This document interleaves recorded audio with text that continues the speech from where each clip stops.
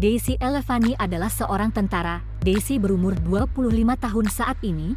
Parasnya yang cantik, banyak wajah tampan yang menautkan hati padanya. Namun banyak pula yang ia tolak cintanya hanya karena ia ingin fokus pada karirnya di kemiliteran. Daisy berkunjung ke rumah orang tuanya, namun sebelum benar-benar kembali, ia juga akan mengunjungi kembarannya Dea Elevia di Jepang untuk memberikan kejutan ulang tahun mereka bersama. Dea Elevia seorang dokter bedah plastik di Jepang dan dia juga merangkup sebagai direktur rumah sakit milik keluarganya.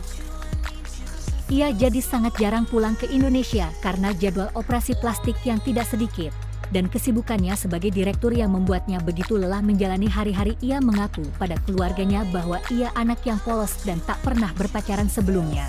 Ia juga tidak akan berpacaran, ia akan langsung menikah jika suatu saat menemukan orang yang cocok sesuai kriterianya.